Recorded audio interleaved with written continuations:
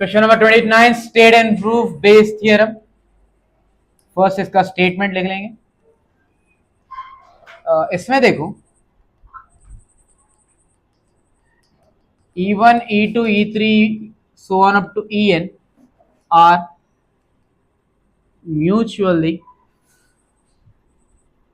exclusive and exhaustive events of a random experiment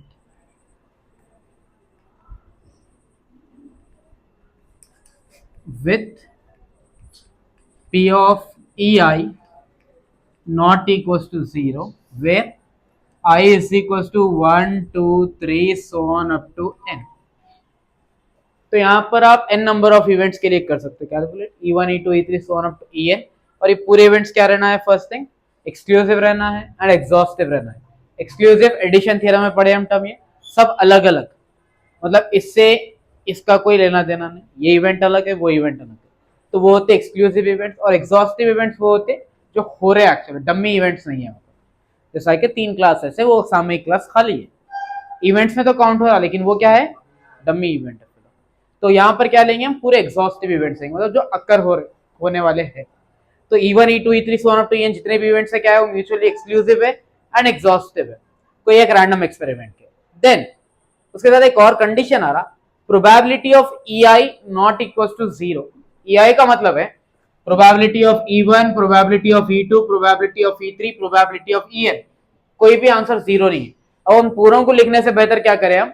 सिर्फ P of EI लिख डाले, I की जगह पे कोई भी वैल्यू रख लो, 1, 2, 3 so on up to n, जो रखना है रख ले सकते हैं। ठीक है।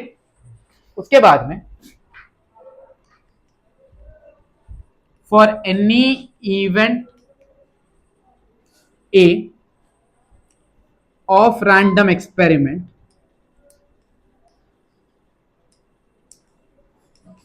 where A is, इसको क्या बोलते हैं हम? ये सिंबल को सबसेट बोलते हैं। क्या बोलते हैं हम? सबसेट मतलब एक बड़े से सेट का छोटा सा हिस्सा। तो किसका सबसेट है ये? What is this? S is the sample space. ये जो भी इवेंट्स हो रहे हैं कहां पर होते हैं? ये सैंपल स्पेस पे होते हैं। तो वही सैंपल स्पेस का एक छोटा सा सबसेट है ए। तो वो इवेंट के लिए हम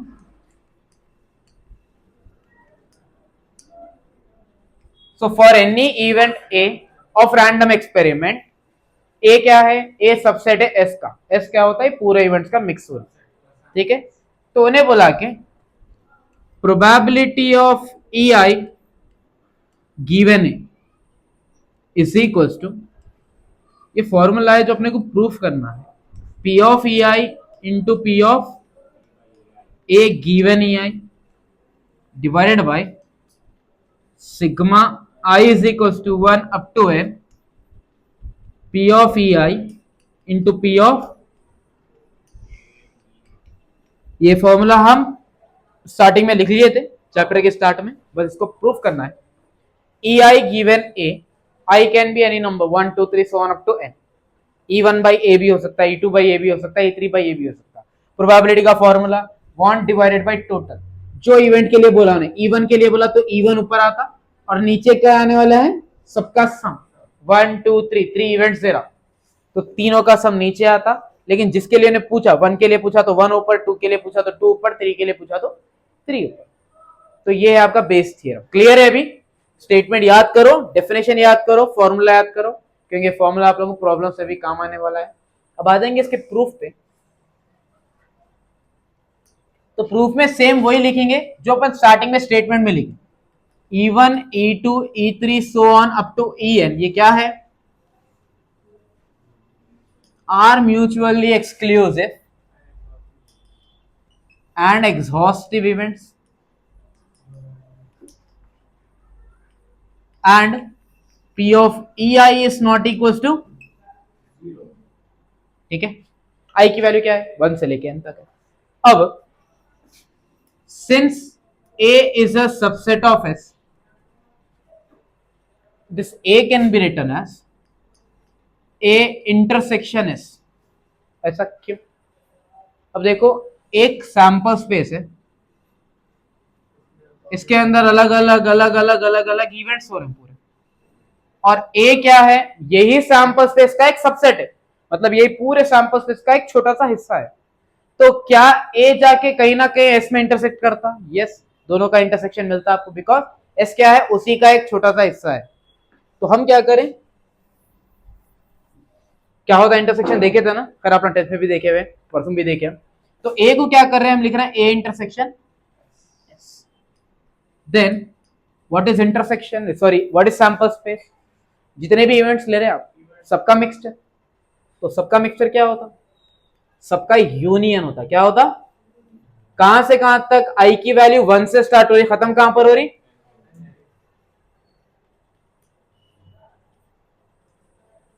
तो सैंपल स्पेस क्या है आपका, union of every event, E1 union E2 union E3 union E4 so on up to union En।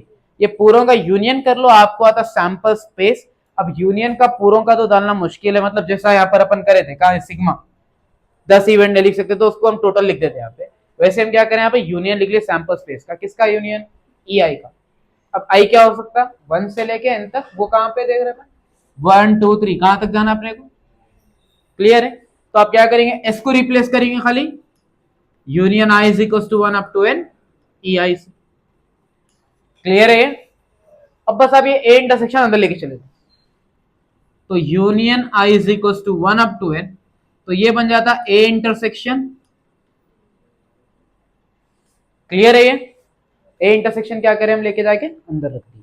अब आपको प्रोबेबिलिटी लगाना है यहाँ पर, so taking probability on both sides, so this is P of it and this is P of union I is equals to 1 up to n A intersection EI। now जब probability अंदर आता तो sets बन जाता calculation में, तो ये union बन गया किसमें, क्योंकि यूनियन का मतलब है सबको मिक्स करके लिखना, एक जगह करना, और अगर उसको प्रोबेबिलिटी में काउंट करते तो क्या बोलते हैं, एडिशन बोलते हैं। तो यूनियन किस में कन्वर्ट हो गया, सिग्मा में, और प्रोबेबिलिटी जाके अप्लाई हो गई किस पे, ए इंटरसेक्शन EI। क्लियर है यहां तक अभी। And can we write A intersection EI as EI intersection है, बिकॉज परसों मैं बताया था कि ए इंटरसेक्शन भी और बी इंटरसेक्शन है, दोनों क्या होते हैं, इक्वल होते हैं। तो हम क्या करें, ए इंटरसेक्शन EI को कैसा लिख दिया वापस से, EI इंटरसेक्शन ए लिखे, क्योंकि इसमें बहुत डिफरेंस आ सकता है आंसर में। कॉपी करो पहले तो,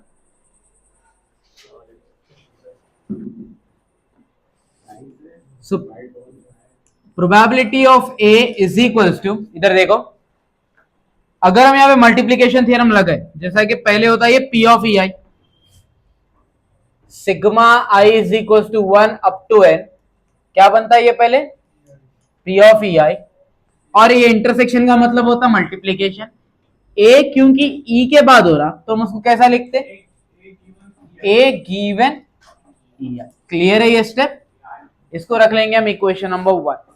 अब प्रूफ के अकॉर्डिंग आपको क्या होना है, प्रोबेबिलिटी ऑफ EI गिवन ए होना है अपने को, राइट, क्या होना है अपने को, प्रोबेबिलिटी ऑफ EI बाई ए होना है, ये होता है आपका बेस थ्योरम।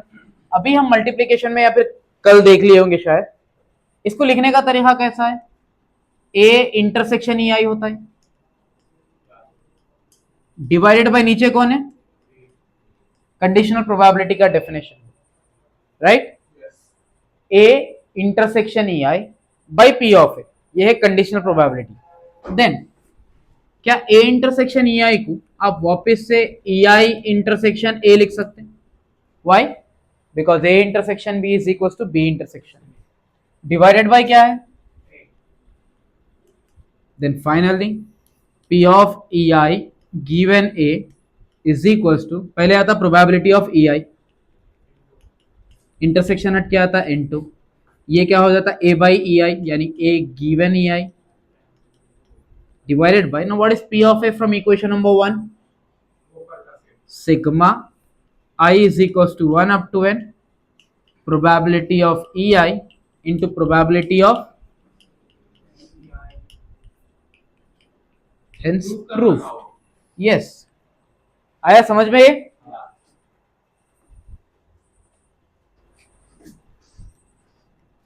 सो कभी भी अगर ऐसे बॉक्स के क्वेश्चंस आ रहे हैं आपको जहां पर कलर बॉल्स है, तो मैक्सिमम है कि वो बेस थ्योरम का क्वेश्चन है। अब क्वेश्चन ने बोला क्या, देखो, 3 बॉक्सेस जिसके नंबर है 1, 2 and 3 contain the balls as follows. ये पैटर्न में बॉल्स है उसके पास, यानी बॉक्स 1 में 1 वाइट बॉल है, 2 ब्लैक बॉल है, 3 रेड बॉल है। सेम वे सेकेंड बॉक्स में 2 white, 1 black, 1 red. Third box में 4 white, 5 black and 3 red balls.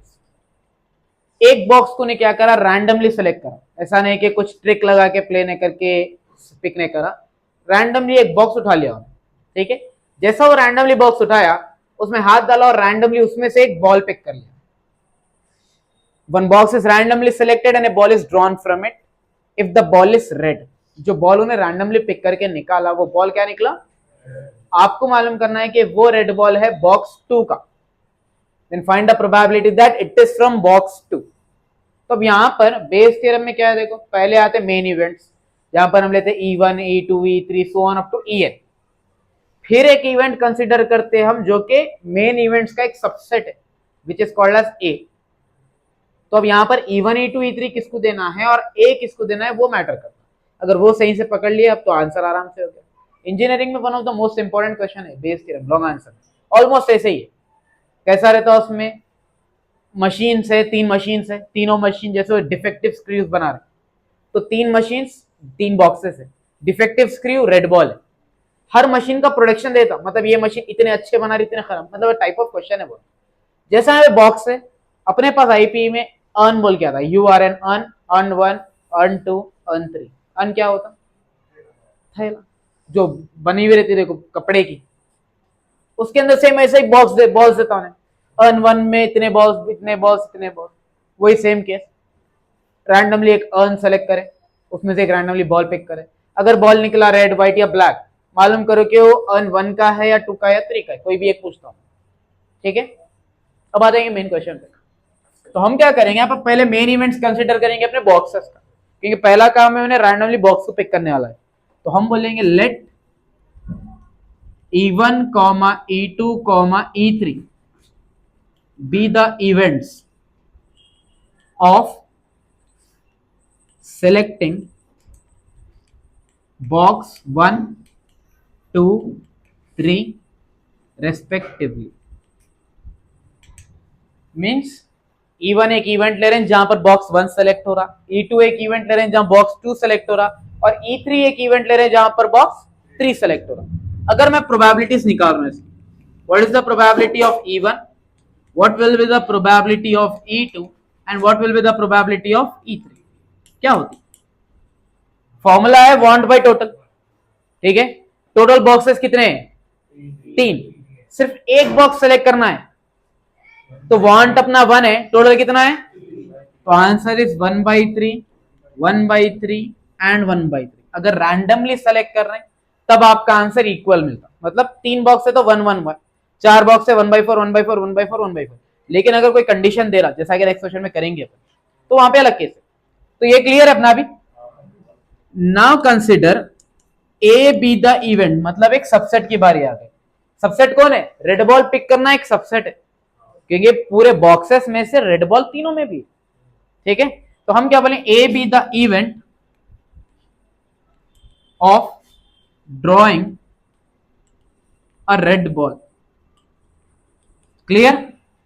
Then coming to the probability, red ball from box 1, probability of a given E1, क्या मतलब उसका, box 1 का red ball, मतलब red ball कहां से निकला, बॉक्स 1 से। रेड बॉल फ्रॉम बॉक्स 1 की probability, red ball from box 2 की probability, red ball from box 3 की probability. So A given E2 and A given E3। अब देखो फॉर्मूला क्या होता, want bye, okay. How many box in box 1, 2 + 1 3, 3 + 3 2, 1 3 + 4 4 5 9 9 + 3। तो first box में total balls है 6, लेकिन उसमें रेड बॉल्स कितने हैं, 3 रेड बॉल। नेक्स्ट बॉक्स में कितने बॉक्स है टोटल, और रेड बॉल्स कितने उसमें यहां पर, एंड रेड बॉल्स कैंसलेशन कर सकते, कर लो, 3 1 जा 3 2 जा, तो आंसर इसका 1/2, ये तो 1/4 ही रहने वाला है। 3 1 जा 3 4 जा, तो इसका भी आंसर हो गया। ये आ गए इवेंट्स अपने पास। Then you have to calculate, जो बॉल अपने पास निकला वो कहां का है, बॉक्स 2 का है। Then find the probability that the ball drawn is from box 2, इसलिए हम लिख रहे हैं E2 given A, बॉक्स 2 का रेड बॉल। ठीक है, तो अब इसको लिखने के लिए तरीका क्या है, जो इवेंट के लिए पूछा वो इवेंट ऊपर, यानी P of E2, P of A given E2, clear.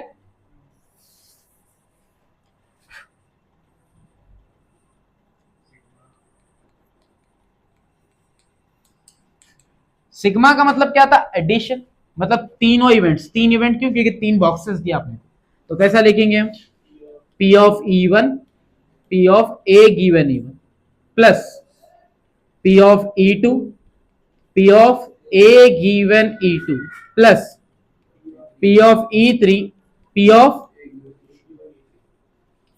okay, now what is P of E2, A given E2, E1, A given E1, E2 is 1/3 and A given E2 is 1/4, A E3 is 1/3 and A given E3 is, clear, complete करो।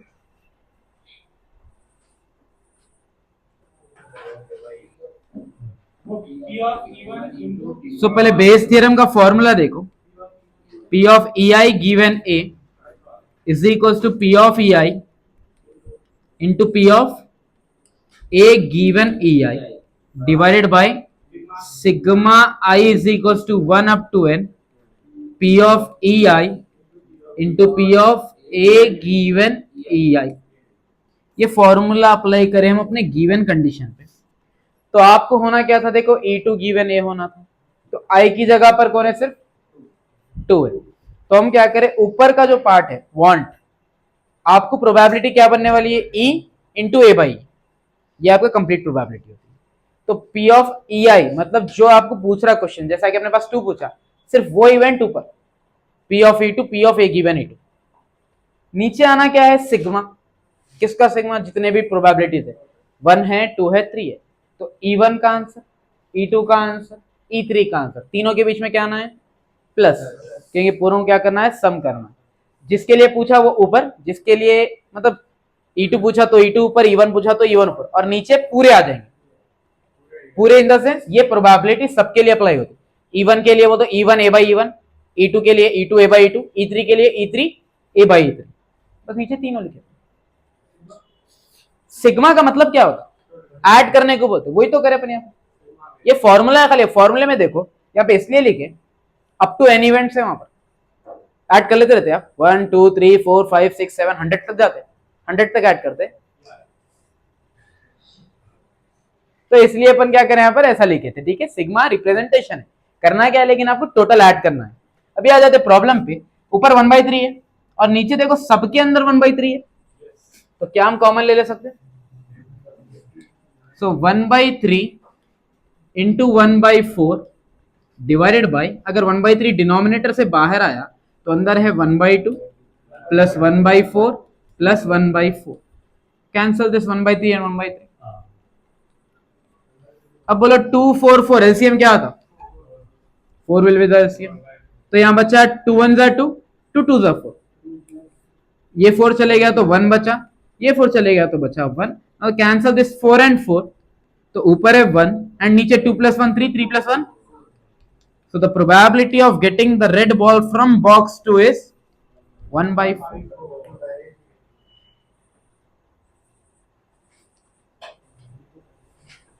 Question number 31 similar है last problem की तरह, लेकिन थोड़ा एक slide change है इसके अंदर।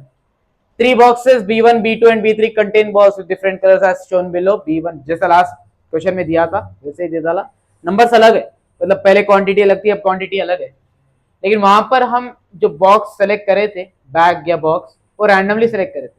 यहाँ पे रैंडमली नहीं ले रहा है, कंडीशन के बेस पे ले रहा है। उन्हें बोला कि एक डाई को फेंके, डाई में टोटल कितने फेसेस है, उन्हें बोला वो 6 में से अगर 1 या 2 आ रहा डाई फेंकने के बाद तो हम बोलेंगे बॉक्स 1 लेने वाले, 3 और 4 आ रहा तो हम बॉक्स 2 लेने वाले, 5 या 6 आ रहा तो हम बॉक्स 3 लेने वाले।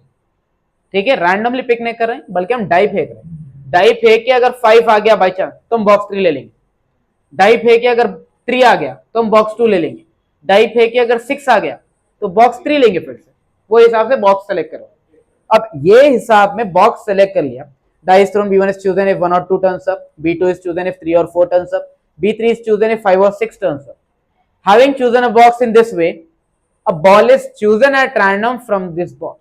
बॉल को ने रैंडमली पिक करना। ठीक है, again if the ball draw is found to be red, last question में भी रेड निकला था, you have to find the probability that it is from box.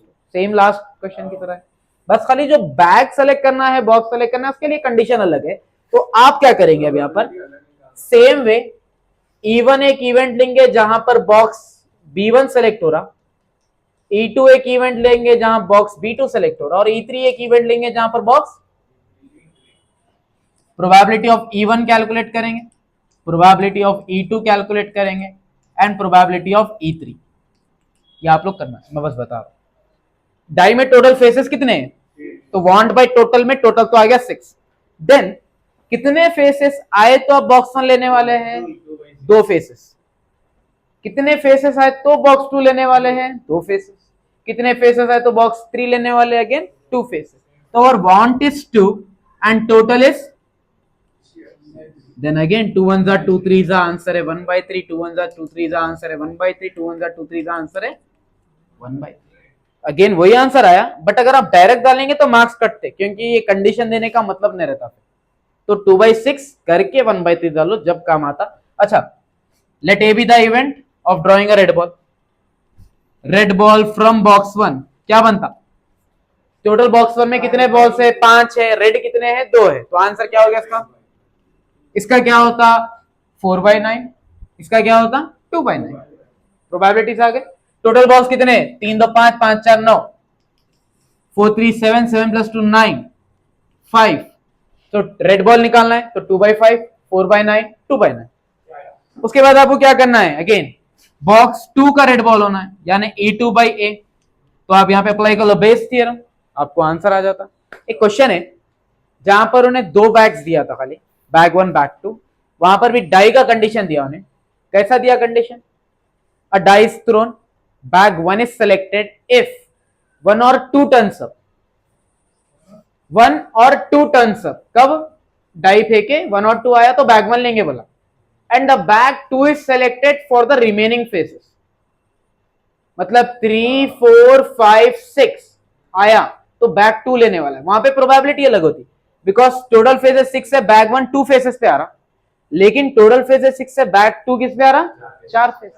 तो इसका आंसर होता 2/3, इसका आंसर होता 1/3। क्लियर, आया तो नहीं वैसा एग्जाम में क्वेश्चन है वो रीडर में, लेकिन अगर हो रहा वैसा आया तो आपको ये केस है। क्लियर है अभी के लिए, जल्दी से कंप्लीट करो, आंसर लाके मेरे को बोलो इसका। क्वेश्चन नंबर 32, ये प्रॉब्लम अगर एग्जाम में आ गया तो बहुत आसानी से आ जाते मार्क्स, क्योंकि इजी क्वेश्चन है। क्वेश्चन में गिवन क्या है, देखो A B C are 3 independent events. कभी भी अगर इंडिपेंडेंट का केस दिया आपको ने तो आप पहले वो कंडीशन लिखेंगे, A B C are independent events. कहां पर देखे ये नाम,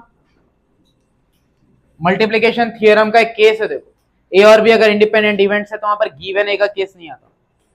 तो अभी देखो अपने पास जो गिवन दिया केसेस वो है A intersection B complement intersection C complement. इसकी वैल्यू कितनी है 1/4। लेकिन क्योंकि ये इंडिपेंडेंट इवेंट है तो पी ऑफ ए इंटरसेक्शन हट क्या था multiplication, P of B complement into P of, अगर अगर अगर अगर इंडिपेंडेंट नहीं देता था तो क्या आंसर लिख सकते थे हम, ए लिख देंगे, फिर बी पे जब आते हैं हम लिखते B by A, right, B complement by A. फिर जब सी पे आते C complement by A intersection B, जो भी पहले आगे पूरे लेना है। खैर वो अपने को केस है तो अपन देखेंगे नहीं, बस आपको क्या करना है, इंडिपेंडेंट बोला तो इंटरसेक्शन हटा के सिर्फ मल्टीप्लीकेशन लगा दो, दैट्स इट। यह आपका होता है इक्वेशन नंबर 1। नेक्स्ट इक्वेशन क्या है? P of A complement intersection B intersection C complement, इसकी वैल्यू कितनी है? बस यहां पर भी अब इंटरसेक्शन हटा दो, तो A complement into B into P of C complement is equal to 1/8। Keep this as equation number. Next तीसरा केस दिया A complement intersection B complement intersection C complement, इसकी वैल्यू कितनी है? इंटरसेक्शन हटा दो, so P of A complement into P of B complement into P of is equals to 1/4। keep this as equation number। या तो clear है? ABC independent वाला तीन इक्वेशन दिया, तीनों में से अपन इंटरसेक्शन हटा दिए, मल्टीप्लीकेशन रखे और तीनों को हम इक्वेशन 1 इक्वेशन 2 इक्वेशन 3 दे दिए। अगर तीन इक्वेशन से आप नोटिस करें, पहले इक्वेशन में A पे कॉम्प्लीमेंट नहीं, सेकेंड इक्वेशन में B पे कॉम्प्लीमेंट, लेकिन थर्ड में तीनों पर कॉम्प्लीमेंट है। कॉम्प्लीमेंट का मतलब क्या होता? होने वाला इवेंट A, नहीं होने वाला इवेंट A कॉम्प्लीमेंट। क्लियर? अच्छा, उसके लिए वैल्यूज का देख लो जरा केस आप लोग, बस ये रफली बता रहा हूं मैं। P of A plus P of A complement, इसका आंसर क्या होना बोला मैं? फॉर्मूले में देखे वहां पर स्टार्टिंग में। और अगर मेरे को सिर्फ P ऑफ A होना है तो plus P of A complement यहां आके क्या बनता? तो जब भी आप P ऑफ A लिखेंगे तो आंसर क्या होता है उसका? 1 minus P of A complement. या अगर P ऑफ A कॉम्प्लीमेंट रहा तो क्या बनता? 1 minus P of A। P of A complement होना है तो क्या करेंगे? P ऑफ A यहाँ पे आते 1 माइनस P ऑफ A। अगर वैल्यूज पे देख रहे, टोटल प्रोबेबिलिटी कितनी दे रही थी?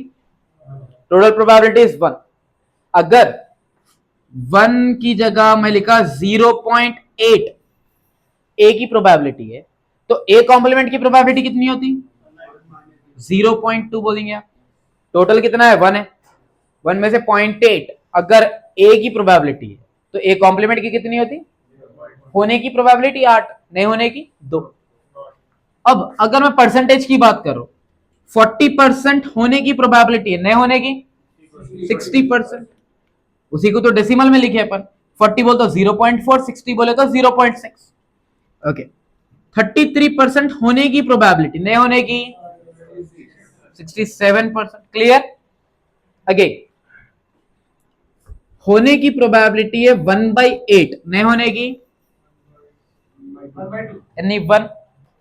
होने की प्रोबेबिलिटी, A की प्रोबेबिलिटी 1/8 है, एक कॉम्प्लीमेंट की कितनी? 7/8 एग्जैक्टली। वो कैसा आता? Total will be same. मैं बोल रहा हूं 8 मैच में से जीतने की प्रोबेबिलिटी एक की 1/8 है, तो हारने की कितनी हुई? 8 में से अगर एक जीते तो 8 में से कितने हारे? 7 हार गए। 3/5, 5 एग्जाम में से 3 में पास हो रहे हैं, तो फेलियर कितने में हो रहे हैं? तो आंसर क्या बनता है उसका? Total will be same. आप क्या करेंगे? सिर्फ 5 minus 3 2, 8 minus 1 7, 8 minus 7 1, 5 minus 2 3। Clear है? पॉइंट्स में आया तो ऐसा आंसर देखेंगे, परसेंटेज में आया तो ये हिसाब से देखेंगे, फ्रैक्शन में आया तो ऐसा देखेंगे, या फिर डायरेक्ट फॉर्मूला तो आप ये देखेंगे। क्लियर? ये कॉम्प्लीमेंट में और नॉर्मल में रिलेशन। अब आ जाइए वापस से क्वेश्चन पे। तो आपको यहां बस क्या करना है, क्योंकि फर्स्ट और सेकंड में कॉम्प्लीमेंट नहीं है, थर्ड में तीनों में कॉम्प्लीमेंट है, तो हम फर्स्ट इक्वेशन को थर्ड से डिवाइड कर लेंगे, सेकंड इक्वेशन को भी थर्ड से डिवाइड करेंगे, तो अपना आंसर ऑलमोस्ट खत्म हो जाता हूं।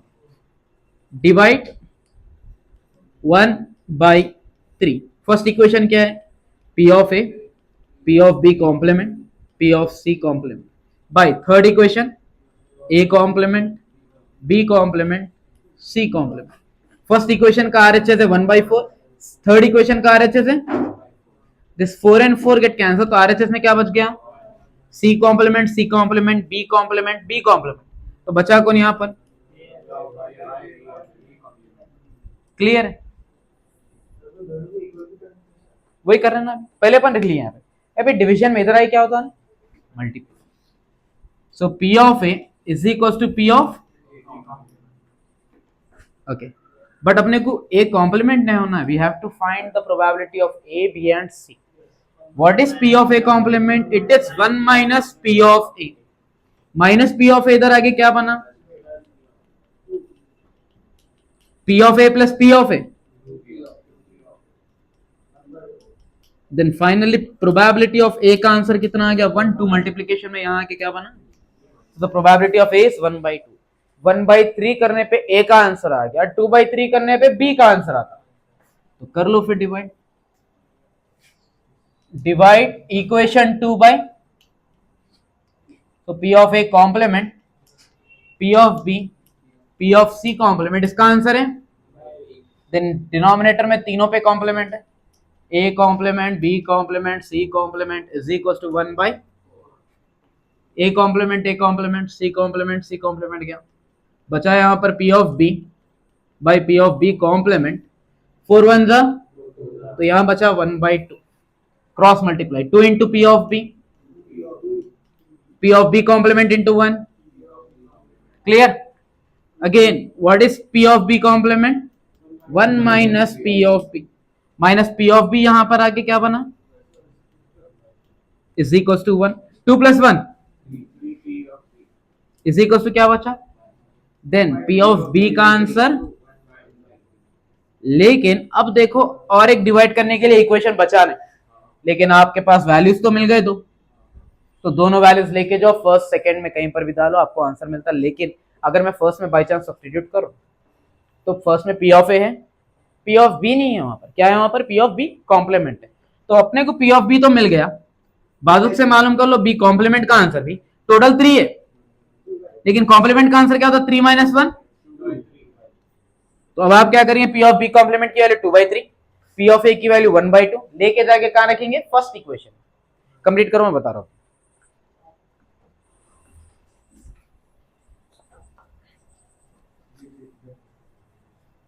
तो अभी क्या करेंगे हम, ए की वैल्यू आ गई और बी कॉम्प्लीमेंट की वैल्यू आ गई, वो लेके जाके सब्स्टिट्यूट करेंगे, P of A and P of B complement इन इक्वेशन नंबर 1। ए की वैल्यू कितनी है अपने पास, 1/2, बी कॉम्प्लीमेंट की वैल्यू कितनी है, पी ऑफ सी कॉम्प्लीमेंट तो आना है अभी, इज इक्वल टू क्या है answer,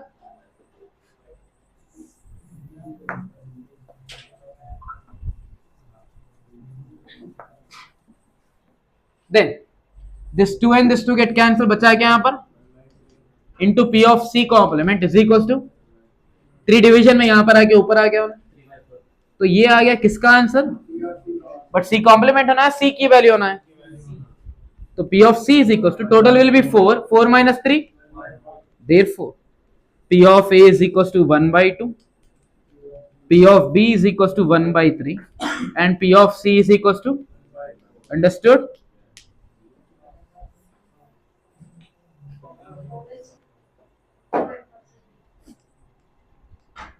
So ABC are 3 newspapers in a city, तो पहले हम लिख लेंगे वही case, given ABC are 3 newspapers in a city, then question अच्छे से समझ लो क्योंकि क्वेश्चन में ही आंसर है। उन्हें बोला कि 20% ऑफ पॉपुलेशन क्या पढ़ने वाला है, न्यूज़पेपर ए, तो प्रोबेबिलिटी ऑफ ए क्या बन जाता आपका 20%, ठीक है, चांस परसेंटेज क्या होता प्रोबेबिलिटी ए को, तो 20% ऑफ पॉपुलेशन रीड ए का मतलब है probability of A is 20%, 16% read B, तो प्रोबेबिलिटी ऑफ बी कितनी है, कई को करना है क्योंकि आपको फाइनल आंसर किसमें होना है, तो why changing into 100, 14% read C, तो उसका आंसर क्या होता, probability of C is 14%, both 8% both A and B बोल रहा, तो यहां पर टर्म्स देखो पूरी प्रोबेबिलिटी में, जहां पर अपन ऐसे स्टेटमेंट वाले आंसर सॉल्व करते, आप याद रख लीजिए एंड या फिर बोथ, ये टर्म्स दिखे अगर तो समझना वहां पर आपको लेना है इंटरसेक्शन, ऐसे कि उसमें बहुत काम आने वाली ये चीज है। अगर आपको दिखा और या फिर दिखा एटलीस्ट वन, तो आप वहां पे यूज करेंगे यूनियन, ठीक है, तो अब उन्हें बोला कि 8% बोथ ए एंड बी, तो ए इंटरसेक्शन बी कितना है 8%, 5% बोथ ए एंड सी बोल रहा, तो ए इंटरसेक्शन सी कितना है 5%, B and C, B intersection C कितना है, एंड 2% ऑल द 3, 2% पूरे पढ़ने वाले हैं, मतलब A intersection B intersection C, you have to find the percentage of population who read at least one मतलब union A union B union C का answer निकालना है आपको। तो पहले अपन इसके गिवन वैल्यूज लिखेंगे, P of A is 20%, P of B is 16%, P of C is 14%, P of A and B यानी A इंटरसेक्शन B कितना है वो 8%, 5% बोथ A एंड C बोला, तो A इंटरसेक्शन C कितना है, probability of B intersection C, B and C कितने जने पढ़ रहे हैं 4%, and all the threes A intersection B intersection C is 2%। आपको मालूम क्या करना है, एटलीस्ट वन के लिए, यानी यूनियन यूनियन यूनियन। क्लियर है? एडिशन थ्योरम है दो इवेंट्स के लिए, E1 यूनियन E2 जो अपन करे, लेकिन यहां पर आपको किसके लिए पूछा, तीन इवेंट्स के लिए एडिशन थ्योरम पूछा, तो फॉर्मूला याद रखो,